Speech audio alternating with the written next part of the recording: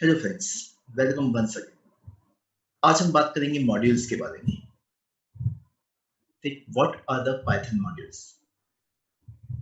तो friends, module is a file containing Python definitions and statements. A module can define functions, classes and variables. तो किसी भी module में runnable codes हो सकते हैं and we can group them into the to form module. Okay. आज हम specially math and random देखेंगे। तो पहले हम बात करते हैं कि हम इन मॉड्यूल्स का यूज कर कैसे सकते हैं, जो कि हमें पाइथन में अवेलेबल है।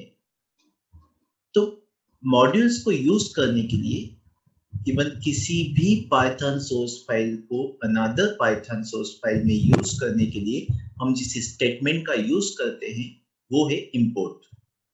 मीन जब मैं यहाँ पर इंपोर्ट का यूज करता हूँ तो इंपोर्ट से हम किसी भी अनदर पाइथन फाइल के सोर्स को हमारे पाइथन फाइल में ला सकते हैं। तो सबसे पहले हमें देखते हैं कि हम इंपोर्ट किस वे में और कैसे कर सकते हैं। तो अगर मैं ऑल इंपोर्ट करना चाहता हूं तो मुझे कोई प्रॉब्लम नहीं होना चाहिए। मैं इसको कुछ इस तरह से कर सकता हूं, इंपोर्ट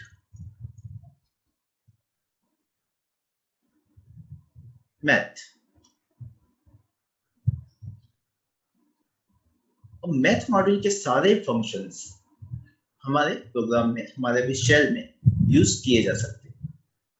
इन जनरल अगर मैं किसी विदाउट इंपोर्ट जब करने जाता हूं तो मुझे वो क्या शो करेगा? Error. We can write math dot sqrt 4, it results to 2.0। तो अगर हमने यहाँ पर मैथ को इंपोर्ट नहीं किया होता और हम math.sqrt 4 यूज करते तो ऐसे केस में हमारे पास में यहाँ पर एरर आती, that math not defined. Okay, so using import math we can import each and every function defined in math module. And what are the different type of the function here? You can use here print dir math.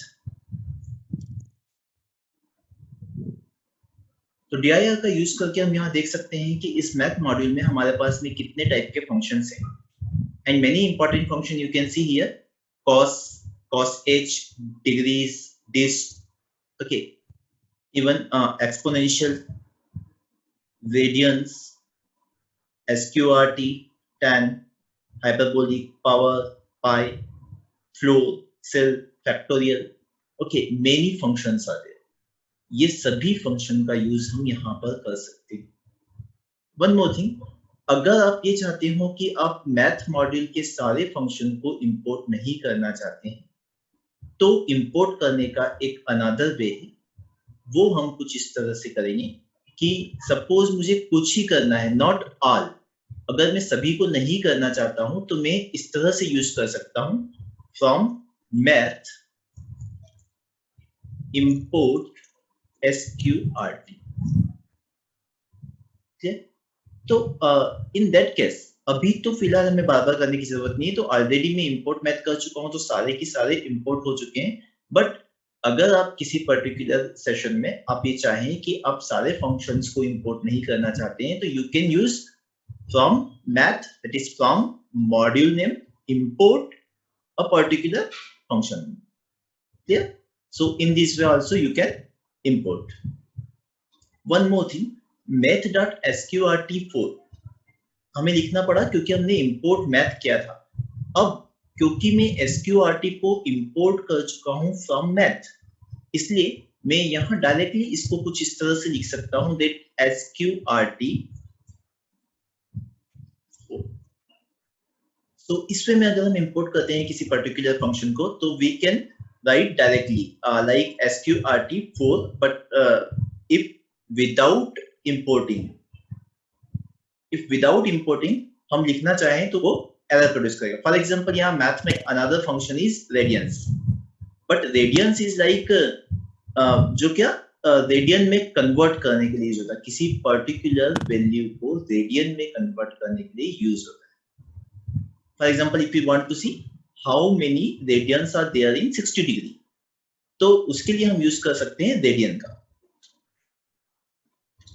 अगर मैं यहाँ पर math dot radiance 60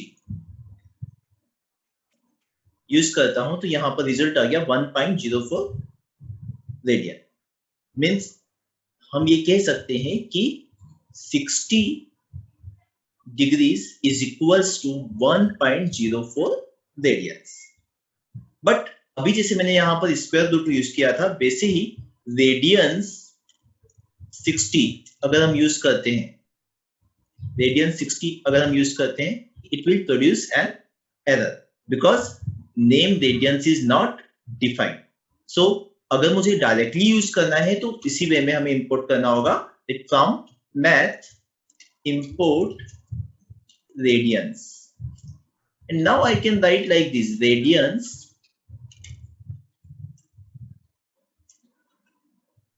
$60 and it is showing. Clear? So ये import करने का तरीका था. अब फटाफट मैं आपको मैथ के कुछ और फंक्शंस बता देता हूं किस वे में हम उन्हें यूज कर सकते हैं. जैसे हम करना चाहें अगर math dot POW, okay, math dot power it is x, y, means यहाँ पर x to the power y जो है वो रिजल्ट होगा.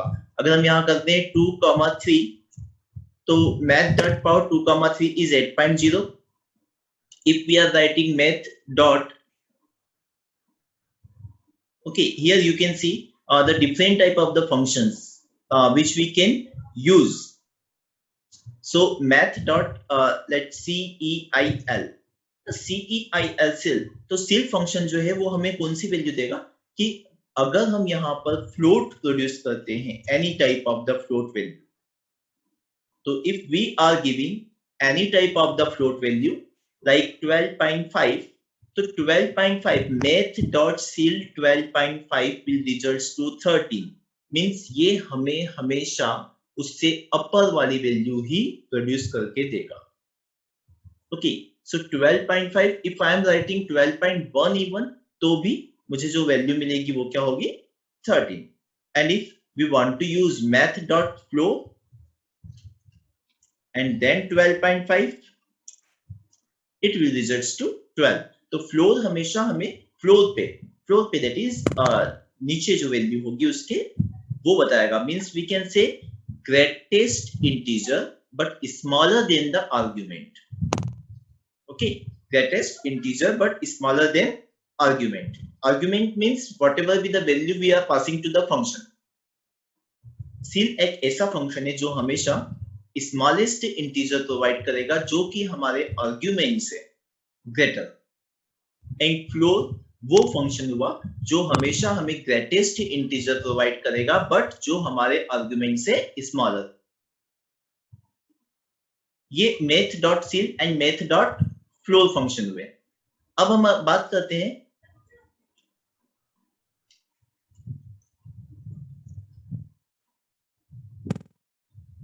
math dot remainder. So it will accept two arguments. ये two values accept करेगा and first का remainder with respect to the second one हमें return करेगा. 12 comma we can use 5 returns 2. Okay, float 2.0, and if we use math dot remainder 12 comma 4, it will returns 0 because 4 divided by 12, 4 is because 12 is completely divisible by 4, but when we divide 12 by 5 then it results to 2. Okay, next one we can write anything. Math dot, you can use degrees. Here we can give any angle which is in radian. Okay, any angle which is in radian, so it will returns that how many degrees are in radian. सो अगर मैं यहाँ पर पास करने जा रहा हूँ 1, तो ये हमें कितनी डिग्रीज ये रिटर्न करेगा, means 1 radian equals to how many degrees. आप देख सकते हैं कि अभी हमने 60 डिग्रीज को रेडियन में कन्वर्ट करा था, तो 60 डिग्रीज को रेडियन में कन्वर्ट करने पर हमारे पास में क्या आया था, 1.04, ऑलमोस्ट कुछ 1 के आसपास। वैसे ही यहाँ पर हमारे पास में जब हमने 1 रेडियन को डिग्री में कन्वर्ट करने गए तो हमें मिला 57.2। Now next one we can use that math dot cos. So यहाँ हमें जो वैल्यू देना है वो रेडियन में होना चाहिए, नॉट इन डिग्रीज।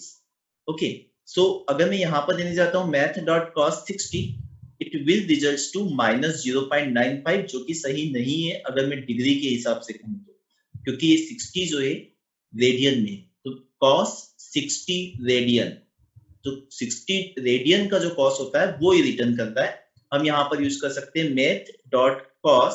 सपोज मुझे नहीं पता है कि ये वैल्यू क्या है और मुझे रेडियन में देना है, तो I can use math dot cos and in argument मुझे रेडियन चाहिए, तो इसको हम लिख सकते हैं मैथ डॉट रेडियंस, एंड किससे रेडियंस में करना चाहता हूं मैं, 60 को। सो यहाँ पर ये यूज कर लेंगे and it will result to 0.5, and आपको सभी को पता है कि cos 60 की वैल्यू क्या होती है, 1/2, दैट इज 0.5। क्लियर? तो इस वे में भी आप फंक्शंस का यूज कर सकते हैं। तो हम यहाँ बात करते हैं अब आगे फैक्टोरियल की। Math dot math dot factorial, you know, factorial is a function which results to the continuous product of from 1 to n. That is, here if I am taking 1, here if I am taking 5, so it would be the 1 into 2 into 3 into 4 into 5. Okay, so result 120. So these are some mathematical functions from the math module. So next module we can talk about random model. Random is a model that provides random number generations. Random means by chance, whatever it be. So random को भी use करने के लिए हमें import करना जरूरी है. Therefore, in the same way, import random. Okay, import random. So here random import हो गया। Now random में कुछ हमें जो functions जो use होते हैं, जिनका हम use करते हैं, वो मैं आपको बता देता हूँ।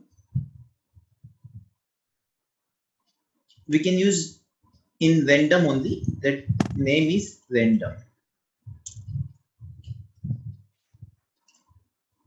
If I'm going to write again and again, you can see each and every time the result will be the different. So random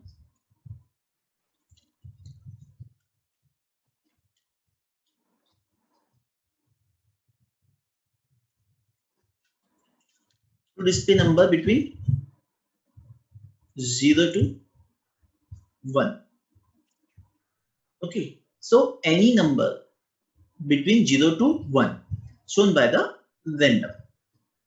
Here also you can use the dir to check what are the different functions used in random.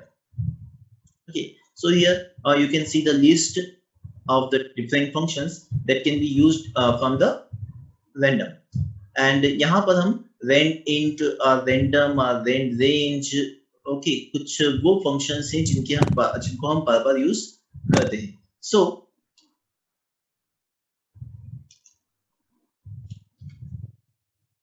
I'm writing here random dot rand_int. Okay, rand_int वो function है जिसके through हम किन्हीं भी 2 numbers के बीच में एक integer generate कर सकते हैं from 0 to 5. So any number between the 0 to 5.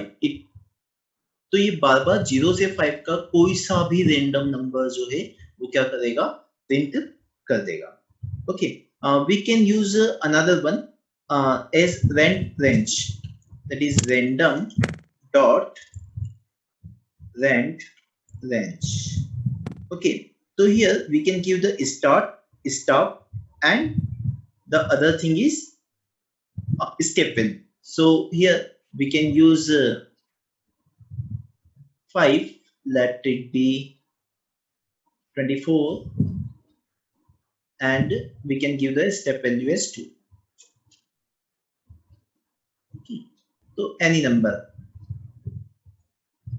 One more thing is there कि अगर हम ये चाहते हैं कि अभी हमने जैसे rand int का यूज किया, तो rand int का यूज करके हमने कुछ इस वे में फ्रॉम 0 to 5, अगर मैं रैंडम में ही फ्लोटिंग नंबर चाहता हूँ, not like using the rand int, suppose मैं चाहता हूँ कि to generate